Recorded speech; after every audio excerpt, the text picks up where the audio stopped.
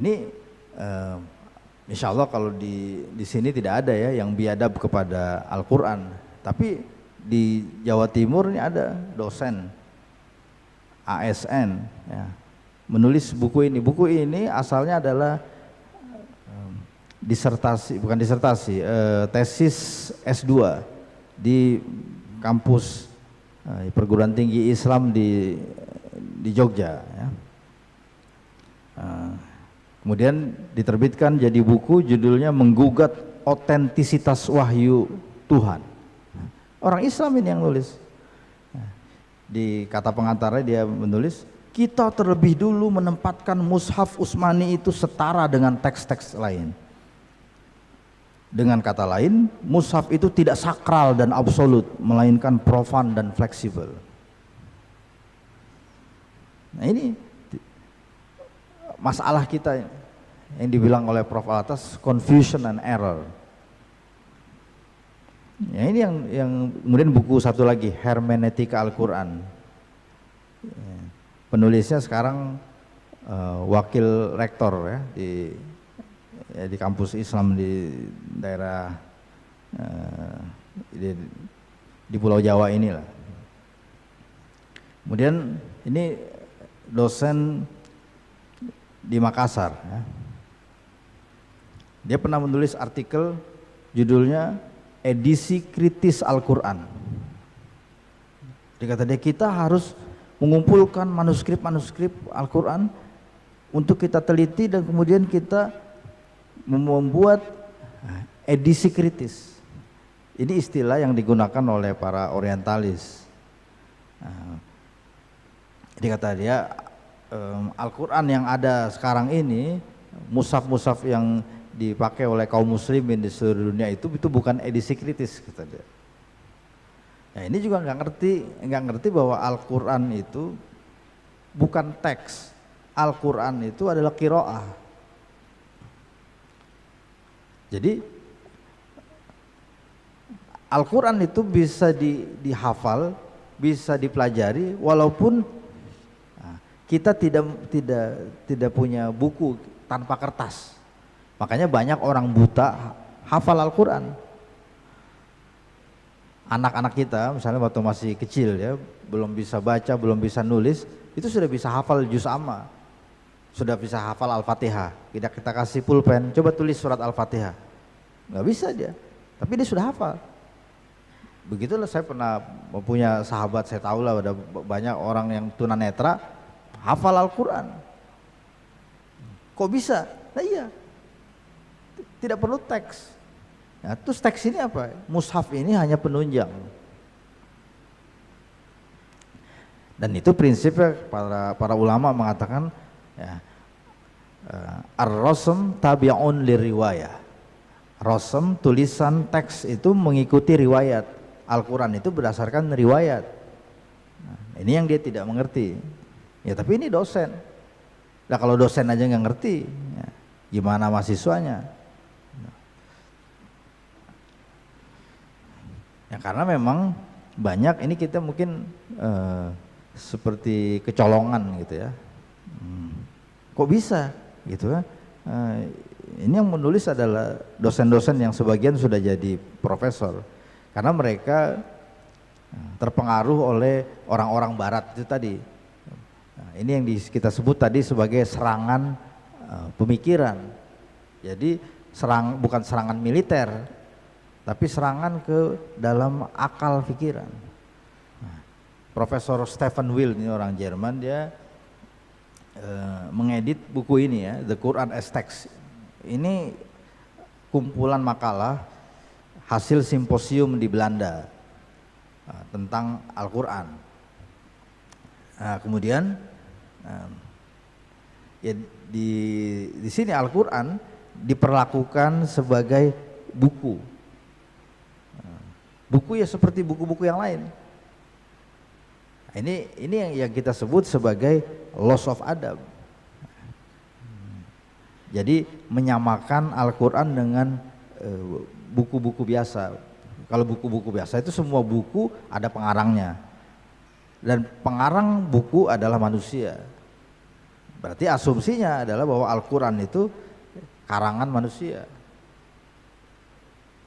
Makanya dia menulis buku begini ya, Al-Quran kitab sastra terbesar.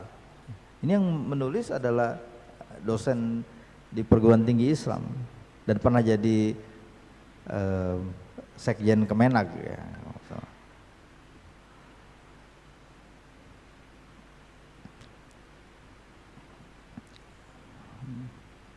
Laporan Jakarta Post ya, tahun 2008.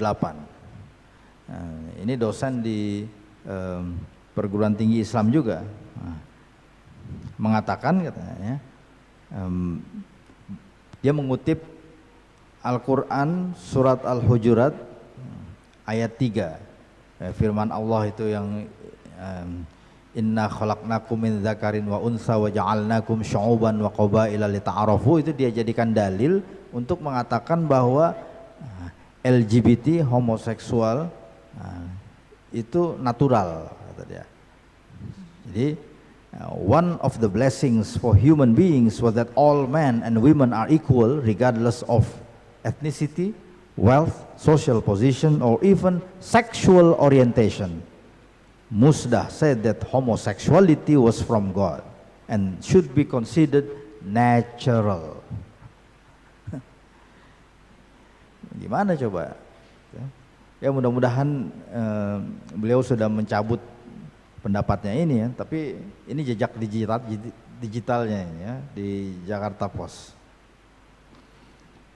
Di luar negeri, di Malaysia ada organisasi namanya SIS ya, Sisters in Islam. Namanya sih keren.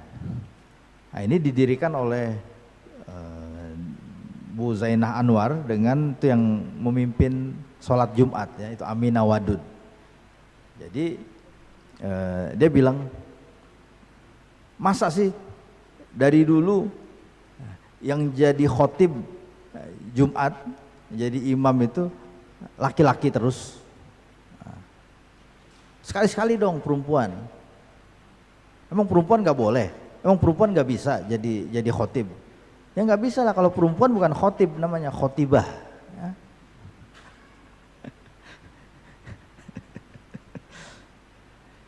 Ya tapi ya begini, karena ini apa, dia menuntut kesetaraan gender. Nah, jadi tidak cukup katanya kesetaraan itu di ranah sosial, tapi juga harus sampai ke ranah agama. Nah, ini semua ya masuknya itu tadi dari feminisme, lagi-lagi ya modernisme, feminisme, liberalisme, semua masuk.